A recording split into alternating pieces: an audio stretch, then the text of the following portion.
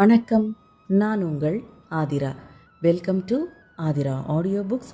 ராதையை கண்டு கொண்ட Kannan season 3 chapter 30ல் என்ன நடந்ததுன்னு பார்க்கலாமா? ஆதவன் ராதிஷாவிற்கு ஒரு சர்ப்ரைஸ் கொடுக்கலாம் என்றுதான் இந்த ஏற்பாடு செய்தான். ஆனால் அவளுக்கு இருட்டை பார்த்தால் பயம் என்று அவனுக்கு தெரியாது. தான் கியாஷ் என்று அவளை நம்ப வைப்பதற்கான எல்லா வேலைகளையும் சிறப்பாக செய்திருந்தான் ஆதவன்.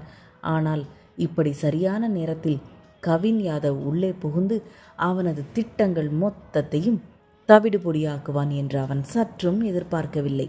நடந்ததை மீண்டும் மீண்டும் நினைத்து பார்த்தான் ஆதவன். எப்படி இதெல்லாம் ஒரு நிமிடத்தில் நடந்தது? அவளுக்கு இருட்டு என்றால் பயம் என்று ஏற்கனவே கவினுக்கு தெரியுமா? நாங்கள் இருவரும் படத்திற்கு வந்தது அவனுக்கு எப்படி தெரியும்? விளக்குகள் மொத்தமும் அணைந்த அடுத்த நொடி புயலாக எப்படி உள்ளே வந்தான்? அப்படியென்றால் அவன் எங்களை இவ்வளவு நேரம் பின்தொடர்ந்து வந்தானா? ஒன்றுமே புரியவில்லை ஆதவனுக்கு. கவின் யாதவ் நாள் முழுவதும் வேலையில் மும்முரமாக இருந்தாலும் ராதிஷா அனுப்பி கொண்டிருந்த ஒவ்வொரு ஃபோட்டோவையும் மெசேஜையும் பார்த்து கொண்டுதான் இருந்தான். நேரம் கிடைக்கும்போது அவளுக்கு பதில் அளித்தான். அதை தவிர அவள் எங்கிருக்கிறாள், என்ன செய்து கொண்டிருக்கிறாள் என்பதில் அவனும் கவனமாகத்தான் இருந்தான். அவனது வேலைகளை சீக்கிரம் முடித்து கொண்டு அவள் படம் பார்ப்பதற்காக ஆதவனுடன் செல்கிறாள் என்று தெரிந்ததும் அவனும் அங்கு விரைந்தான். அவன் வந்த காரணம் அவள் அருகில் அவன் இருந்தால் அவளுக்கு எந்த ஆபத்தும் நேராது என்பதனால்தான். தூரத்திலிருந்து அவளை பார்க்கலாம் என்று நினைத்துதான் கவின் யாதவ் அங்கு வந்தது. ஆனால் எதிர்பாராத நேரம் விளக்குகள் அணைத்ததும் அடுத்த நிமிடம் எதை பற்றியும் யோசிக்காமல் வேகமாக புயலென உள்ளே நுழைந்தான். சிறு வயதில் நடந்த அந்த சம்பவத்திற்கு பிறகு ராதிஷாவிற்கு இருட்டு என்றால் மிகவும் பயம். அதே போல்தான் இங்கு விளக்குகள் அணைந்ததும் அவள் ஒரு மூலையில் சென்று சுருண்டு விட்டாள். அவளை பற்றிய கவலையுடன் அவளை அணைத்தவாறே வெளியே கூட்டி வந்தான். தனது காரில் ராதிஷாவை ஏற்றிக்கொண்டு டிரைவரை பார்த்து ஈஸ்வரனின் வீட்டிற்கு போகச் சொன்னாள். ராதிஷாவை மார்போடு அணைத்து கொண்டு அமர்ந்திருந்தான் கவின். என்னை விட்டு எங்கேயும் போய்விடாதீர்கள் கியாஷ், நான் உங்களுடன் இருக்க விரும்புகிறேன். எனக்கு மிகவும் பயமாக இருக்கிறது என்றாள் ராதிஷா.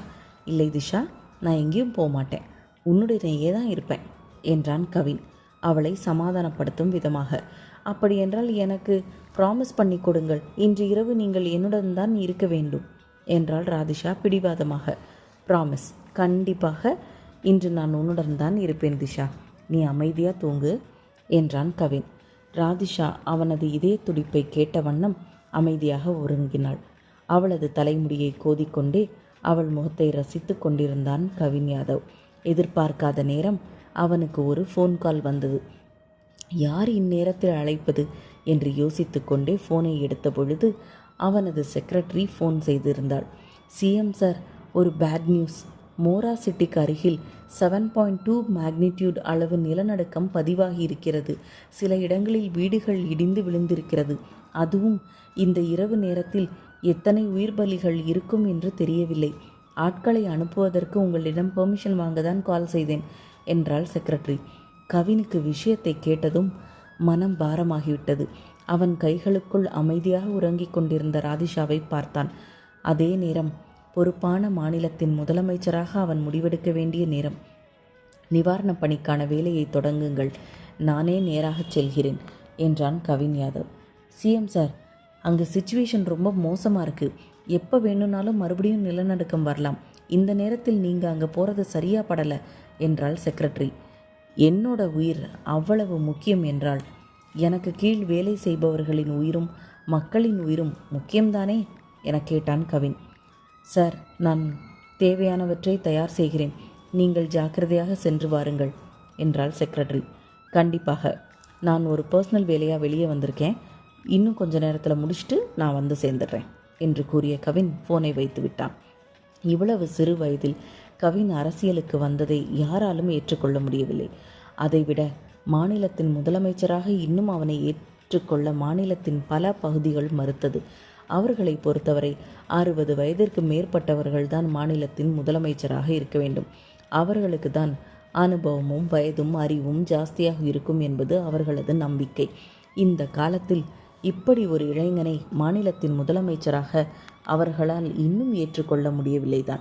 இவனை பார்த்தால் சிறுபிள்ளை போல் தெரிகிறது. அவன் என்ன செய்யப் போகிறான் என்று அவன் காதுபட சில பேசி சென்றிருக்கிறார்கள். எல்லா தடைகளையும் தாண்டி அவன் இந்த பதவிக்கு ஏற்றவன். அவனால் நல்ல விதமாக இந்த மாநிலத்தை வழிநடத்த முடியும் என்று அவன் நிரூபித்தாக வேண்டிய இடத்தில் இருக்கிறான். பல யோசனைகள் அவனுக்குள் ஓடிக்கொண்டிருந்தது. அதே நேரம் அவனது ஃபோன் ரிங் அடித்தபோதே ராதிஷா விழித்து கொண்டாள். ஆனால் கண்களை திறந்து பார்க்கவில்லை. அவன் என்ன பேசுகிறான் என்பதை கேட்டுக்கொண்டு கண்மூடி படுத்திருந்தாள். அவன் பேசிய ஒவ்வொரு வார்த்தையையும் அவள் மனதில் பதிய வைத்தாள். நிவாரணப் பணி, மக்களின் உயிர், இந்த வார்த்தைகளை எல்லாம் கேட்ட பின்பு ராதிஷாவிற்கு சந்தேகமின்றி தெரிந்துவிட்டது, கியாஷ் தான் மாநிலத்தின் முதலமைச்சராக இருக்கும் கவின் யாதவ் வர்மா என்று.